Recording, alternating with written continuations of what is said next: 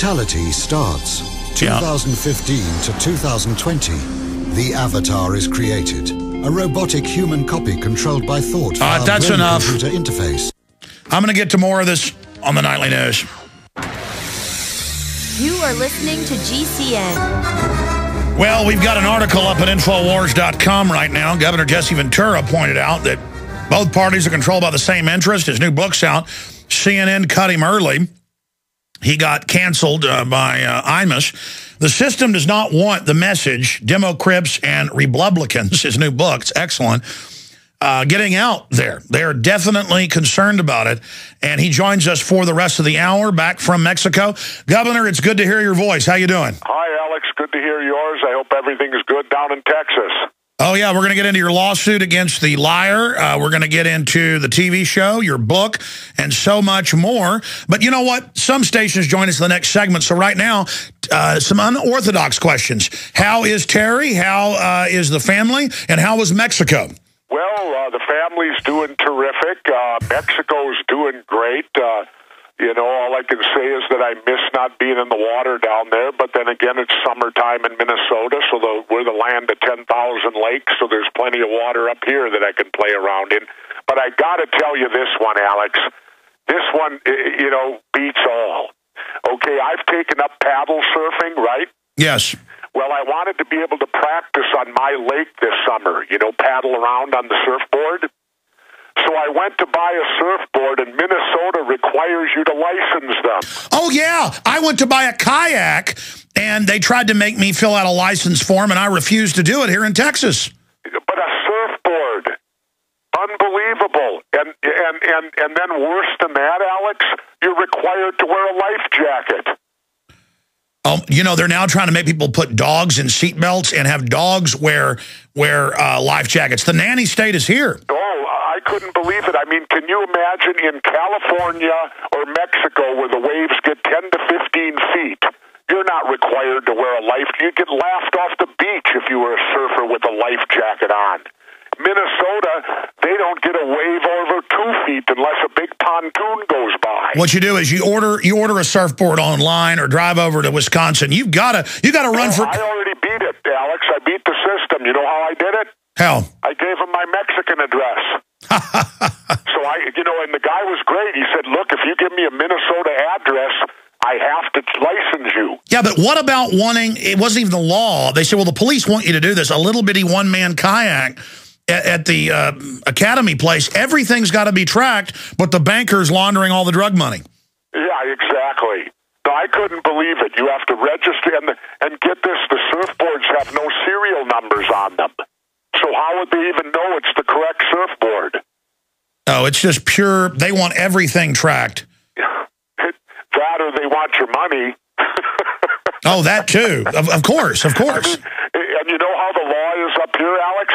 Anything over 9.5 feet must be licensed. So if your kids went out and took a couple of 2x4s and built a raft, if it's over 9.5 feet, you got to go register and license it. I wouldn't put up with that. Well, you didn't put up with that. I mean, I was stunned. I started laughing. I said, can you imagine if Laird Hamilton came up here to give a paddle surfing lesson and they'd have to put a life jacket on him? A guy who surfs 40 to 50-foot waves in the ocean who's considered the greatest big wave surfer in the world? And he would have to put a life jacket on up here. Well, they're banning 16-ounce drinks now in New York, and talking about $2,000 fines in Miami if you don't recycle right. I mean, how bad's this nanny state going to get? Oh, it's going to get worse because we're not standing up to it, and that'll lead right into my book. Who's in charge? The DemoCRIPS and the ReBLOODlicans. We're going to cover the book coming up, the lawsuit against the guy that said that he punched you out when you have the owners of the bar, other witnesses. None of this ever happened. The lawsuit goes forward there. What's happening with the TV show? A lot more. Jesse Ventura is our guest. His book is available discounted right now out of the gates at Infowars.com. It's a doozy. Well, time flies. It's hard to believe that I've known Jesse Ventura like 6, 7, almost, it's over 7 years now. We were just talking during the break. His dog's 8 years old now. I'm the same his age in dog years. My children are shooting up like weeds. Life is certainly short. And Jesse Ventura is back from Mexico in another great book. He told me the name of the book about a year ago when he started writing it. And boy, it's perfect timing right now. People are really sick of both parties.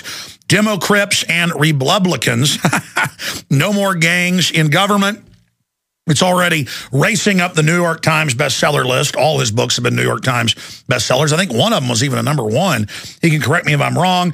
We've got the book at Infowars.com.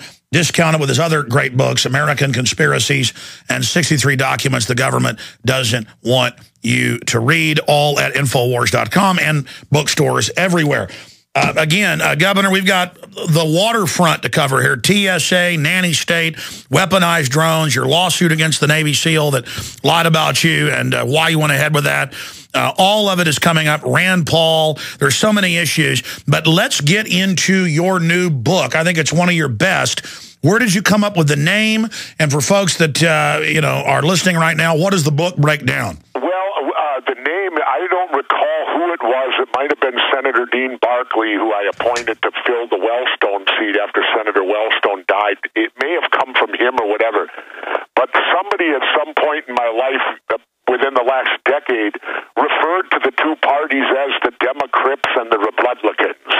And I thought it was so perfect because when you look, okay, let's go to the Crips and the Bloods, the two street gangs that we use their names. Well, the Crips colors are blue. Well, what's a democratic state? It's a blue state, right? The Bloods, naturally, their color is red. ReBLOODlicans, what's a Republican state? Red state. So they even use the same color code as the street gangs. And I'd like to tell people these two parties are even more dangerous than the street gangs are, because the Crips and the Bloods only occupy small little areas of the U.S. where they can be dangerous, the gangs. The Republicans and the Democrats affect each and every one of us every day. Every American is affected by these two gangs, the DemoCRIPS and the ReBLOODlicans. And so I wrote the book because I wanted to expose how horrible it is in light of the Supreme Court's decision that money is free speech and that corporations have the same rights as an individual. It's now completely out of hand, Alex. These corporations are funneling so many millions of dollars into these campaigns, and these two parties have created a system that is based completely on bribery. If you bribe them, you will get what you want. If you don't, well, you're just out of luck then. Now, what troubles me a great deal is that if we commit a bribe offense in the private sector, you go to jail. And yet our whole political system is based upon bribery. And, and money is free speech. Well, I'd love to see the next bank robber, when he goes to trial, say, well, Your Honor, I was simply exercising my right of free speech. Because after all, our Supreme Court said that money is free speech. And so clearly our courts are failing us. The Democrats and Republicans, the legislative branch is failing us. The president and the executive branch is failing us.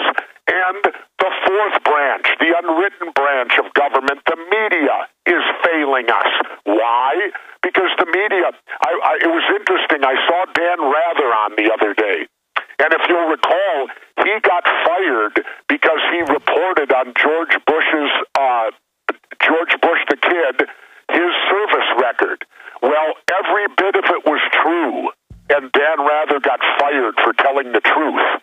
And the other thing, the point Rather made was, back then there were probably 40 media outlets giving us information. Today you're down to about 4 corporations that control all the media in the United States. And that's dangerous because they're the corporate, and that's the definition of fascism. The corporations are controlling our government. They're controlling our media. If you read the works of General Smedley Butler, the 2-time Congressional Medal of Honor winner, the most decorated Marine in history, he died in the 40s. Smedley Butler said, I didn't fight for the American people. I fought for the United Fruit Corporation. When they didn't get cooperation in South and Central America, they sent in the Marines to get it. And that's what your book breaks down. And you're right. I mean, the Crips and Bloods might kill 500 people or less a year. I was looking up some of the crime statistics. It was more than 1,000 a year or so during the peak in the mid and late 1980s. The gangs that run our country are militarizing the police, federalizing him, torturing people, passing the NDAA, saying they'll kill citizens when they want, saying they'll kill U.S. citizens with weaponized drones inside the U.S. They're taxing the daylights out of us. They're spying on us without warrants and just admitting it. Bill Gates is coming out with bracelets for students that will determine emotional cognitive response, tracking their waves, their brain waves. I mean, this is like a science fiction nightmare. And the DemoCRIPS and ReBLOODlicans got caught insider trading, as you know, Governor. Sure. And they said, oh, it's legal for us. And then you've got Legrand over in the IMF saying she's exempt from taxes, but Greece needs to pay more. I mean, we've got a criminal class running wild. How do we reverse it? I know the book addresses that. What's your ideas to stop these people? Well, the first thing we could do, the most important thing for anyone that wants to strike out as a patriot against where our government's going today, stop voting for them. That's the simple thing you can do. Quit voting for Democrats, Republicans. I am going to fully endorse my former colleague, Governor Gary Johnson of New Mexico. He's a terrific man. He has the endorsement of the Libertarian Party, and he will get my vote. I will campaign relentlessly for him because Ron Paul apparently is going to end it at the end of the Republican convention. I don't hear any word at all that he's going to go independent at all. The Libertarians made their move already. And so I will support Governor Johnson completely. He's quit the Republican Party because they wouldn't even allow him to debate or even participate because he wasn't the chosen one. And let me add for people so they realize something. Recall and go back to when the Obama-McCain election took place, and of course President Obama won. Immediately upon that, we started seeing ads on television about the Mormon religion. Remember those? Yes. All over TV, we started getting influx of the giant billboards. Giant. I'm also a Mormon. Yeah, giant billboards too. Oh yeah. Well, that was to prepare us. They already had Romney picked out at that point. The Republican, all this debates was baloney. Always remember this: you don't pick your president; the two gangs do.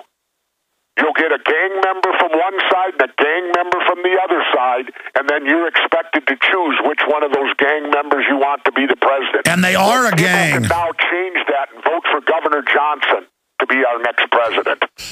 Governor Ventura, I think this is an excellent idea that you have to really try to brand things as the Republicans being the Bloods and the Democrats being the Crips. It's really starting to get political traction out there, and I think that's why you told me off air you're running into a lot of censorship. You're having your interviews cut short or canceled. We're going to talk about that. But since we got into the 2012 race, Ron Paul is not as hardcore in a lot of issues now. Rand came out and endorsed Mitt Romney. His father did not endorse in the presidential election. Of course, McCain. This is a big departure. People are upset about that. What's your take on it? Well, how do you not endorse your own father? I mean, Ron Paul hasn't officially left the race. They haven't even had their convention yet. So my view is that, the Tea Party's phony. I cover that in this book. They've been taken over by the Koch brothers. What maybe started off as a good idea, then you ended up with Glenn Beck, Sarah Palin, and all them. The same as the Wall Street movement is trying to be co-opted by the Democrats. Well, these movements, you can't allow that to happen, and that is typical gang warfare. The gangs will absorb any other gang that comes into their territory. So both of these parties act just like the street gangs do. Well, that's what politics was in Rome. I mean, they were literal street gangs. Yeah, well, that's what you have here now, between these two. And the American people, I can't tell them enough. don't vote for Democrats or Republicans.